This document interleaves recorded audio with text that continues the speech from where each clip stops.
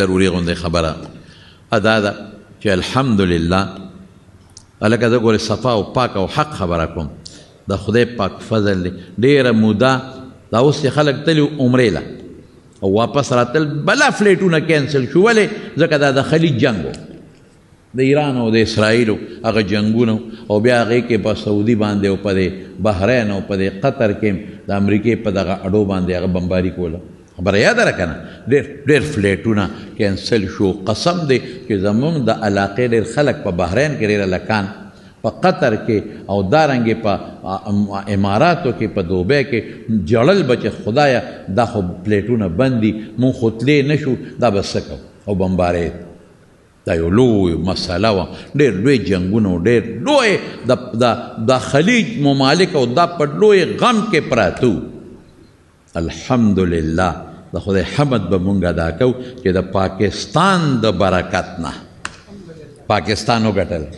دا هغه ملک دی چې جوړ شوی د خدای په نوم دی دا هغه ملک دی چې په ډېرو قربانو جوړ شوی دی نو د پاکستان زه به پاکې خبرې کوم د موجوده حکومت او بالخصوص زمونږ فیلډ مارشل صاحب چې کوم دی حافظ صاحب پاکې خبرې به کوم د هغې په کوشش او په برکت هغه جنګونه خدای ختم کړل الحمدلله پاکستان یو نوم وګټه یو نوم د خدای په فضل یو لوی نوم وځلېده نن په ټوله دنیا کې ستا ملک ځلیږي د خدای په فضل او بار ملکونو کې چې کم عاملان دي هغوی وایي نن زموږ پاسپورټ اسمان ته ورسېد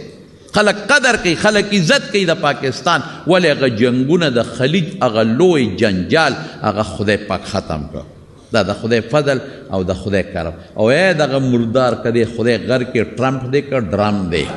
دا خدای غر که دا جنجال ټول دې سپیره جوړ کړی دی دې حرامي د مسلمانانو په سر اورونه بل کړي دی دا شکر دی چې دغه حرامي نن پاکستان ته محتاجه شو دغه رزیل نو نن هغه هم وایي در پاکستان شکریه ادا کوم او د پاکستان د وزیر اعظم او دغه فیلډ مارشل صاحب نومونه یې غوښتي دي چې د دې د برکت نه دا شی او وایي خبره نور هم جوړېدو واله ده وایي زم پاکستان ته را روان یم نو ښه ده چې راشي د پاکستان عزت به وچې خو ډېر پلیت قدم دی نو به هر کیف خیر د پاکستان یو امیج یو نوم پې اوچتېږي نور هم غټه خبره ده نو موږ به د دې دعا به کوې نن چې خدایا ولې چې زمونږ دا ملک اوچت شي وځلیږي نو ته به هم ځلیږې موږ به هم ځلیږو خدای دې زمونږ دا ملک وځلی نور دې هم خدای وځلی او چې دا څومره کوششونه وشو د امن دپاره امن خو ښه شی دی چې امن نی خو تباهي ده چې دا څومره کوششونه وشو او په دې مسلمانانو ملکونو کې دا امن راغی او بدامني ختمه شوه دا د پاکستان د کوششونو په برکت باندې الله دې نورم ترقی ورکي الله دې نورم کامیابی ورکي دا دعا به موږ د الله نه کوو په وطنونو کې د خدای امن راولي او دا سوال به ورسره دړی د اخلاص نه کوو چې زموږ دا ملک په ډېرو قربانو جوړ دی الله دې دې له نوره ترقی ورکي خو د دې ملک کوڅه کوڅه ګوټ ګوټه ګلی ګلی او کوڅه کوڅه د الله د قرآن او د سنت په رڼا روښانه کړي دا سوال به ولګوو